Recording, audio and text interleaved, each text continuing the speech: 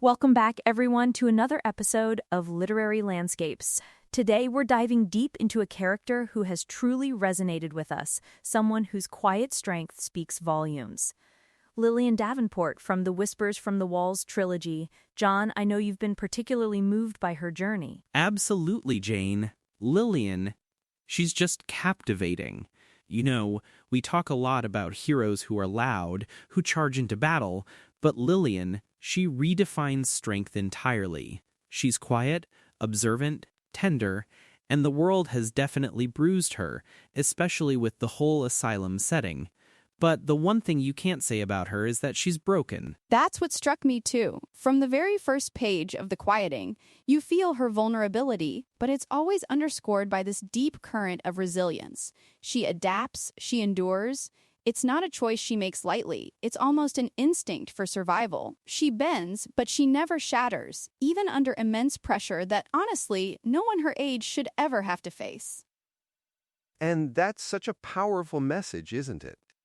We often mistake silence for weakness or a lack of engagement, but for Lillian, her silence, her quiet nature, that's where her true power lies. It's how she notices everything, how she processes the world around her, and how she builds her inner fortitude.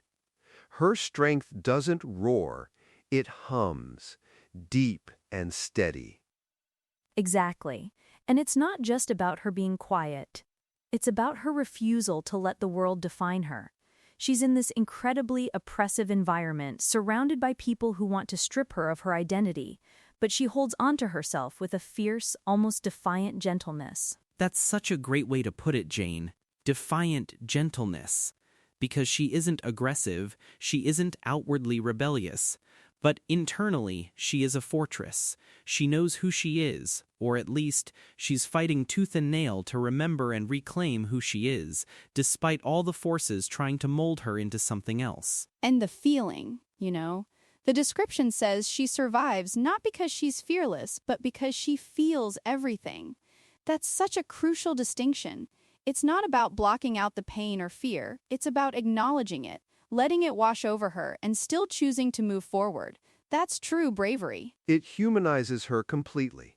A character who is fearless can sometimes feel unrelatable, almost superhuman.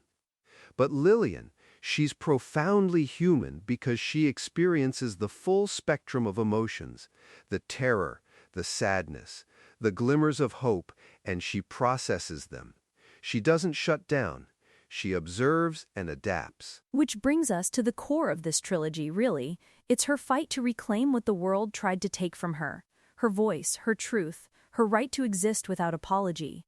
These are such universal themes, even if the setting is so specific and honestly quite chilling. That's right. The asylum is a metaphor, in many ways, for any oppressive force that tries to silence individuals. Lillian's journey is about breaking free from those invisible chains, finding the words when others have tried to take them away. And her truth, it's not just about facts, is it? It's about her inner truth, her self-perception. When you're in an environment designed to make you question your sanity, holding on to your own narrative, your own memory, becomes an act of immense courage. Absolutely. It's a battle against gaslighting on a grand scale. The system itself is trying to convince her she's broken, that her reality is false.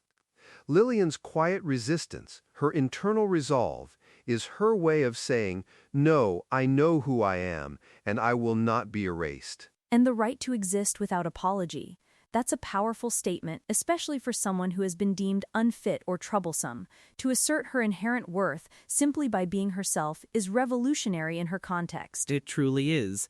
It speaks to anyone who has ever felt marginalized or misunderstood. Lillian's fight becomes an anthem for self-acceptance, a declaration that your existence doesn't require validation from external sources, especially not from those who seek to diminish you. I think what makes Lillian so real is that she isn't a flawless character. She makes mistakes, she struggles, she feels despair. But it's in those moments of struggle that her core strength really shines through. She picks herself up, even if it's just one tiny step at a time. And it's a testament to the author's skill that they managed to convey such deep inner turmoil and growth without resorting to melodrama. Lillian's journey is subtle, internal, but but incredibly impactful. You're rooting for her with every whispered thought. Let's talk about some specific moments that highlight her bending without shattering. For me, it was her interactions with certain staff members, where she learned to observe their patterns, understand their weaknesses, and use that knowledge not to manipulate, but to simply protect herself. Oh, absolutely. There's a scene in the second book, The Whispering, where she's forced into a therapy session, and instead of resisting overtly, she employs this passive resistance. She answers just enough, but never gives them the satisfaction of breaking her spirit. It's a masterclass in quiet defiance. Yes! And what about her small acts of rebellion, like finding a hidden corner or remembering a detail about a forgotten object? These might seem insignificant to outsiders, but to Lillian, they are monumental victories, proof that her mind is still her own. Those moments are incredibly powerful because they illustrate that strength isn't always a grand gesture. Sometimes it's simply refusing to forget, refusing to be erased.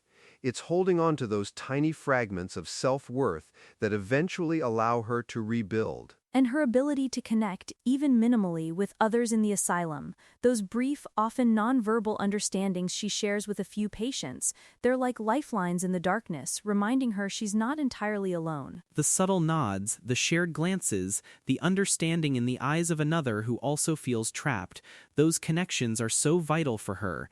They reinforce her reality, even when everyone else is trying to distort it. It shows that even in the most isolating environments, humanity finds a way to connect. It also speaks to the tender side of her character, doesn't it? She's bruised, but she still has this capacity for empathy and connection. She's not hardened by her experiences, she's shaped by them, but her core tenderness remains intact. Which is why her eventual triumph, her reclaiming of her voice and truth, feels so earned. It's not a sudden revelation. It's the culmination of countless small acts of enduring, observing, and refusing to give up on herself. It's a slow burn of a victory. And that slow burn is what makes the trilogy so compelling. You're with her every step of the way, feeling her fear, her frustration, her small moments of triumph. It's an immersive experience. It really highlights that resilience isn't about being immune to pain, but about how you respond to it. Lillian shows us that even when you're utterly overwhelmed, there's always a way to find that inner spark, to keep moving, to keep pushing forward. I think her story also forces us to re-examine our own definitions of strength. Do we always look for the loudest voice, the most obvious display of power? Or do we recognize the quiet courage, the resilience, in simply continuing when everything tells you to stop? It's a powerful reminder that sometimes the greatest strength is found in the stillness, in the quiet observation, in the unyielding refusal to be anything less than yourself, even when the world tries to strip it all away. Lillian's story is a beacon for anyone who feels unseen or unheard. Absolutely. Her journey, from the quiet girl in the asylum to someone who truly reclaims her truth, is incredibly inspiring. It's a message that resonates far beyond the pages of the books. And it's a testament to the power of human spirit, isn't it? That even under the most dire circumstances, the will to survive, to define oneself, can prevail. I mean, who among us hasn't felt misunderstood or like we've had to fight for our voice? Lillian just takes that universal feeling to an extreme, but the core of it is deeply relatable. It makes you think about all the untold stories, the quiet battles fought every day. Lillian's voice, once reclaimed, speaks for so many. What a phenomenal character and a truly impactful series. We could talk about Lillian Davenport for hours, honestly, but for now we'll have to wrap things up. You've been listening to Whispers from the Walls. To experience Lillian's full journey, start with The Quieting. The trilogy is complete, and the walls remember her story.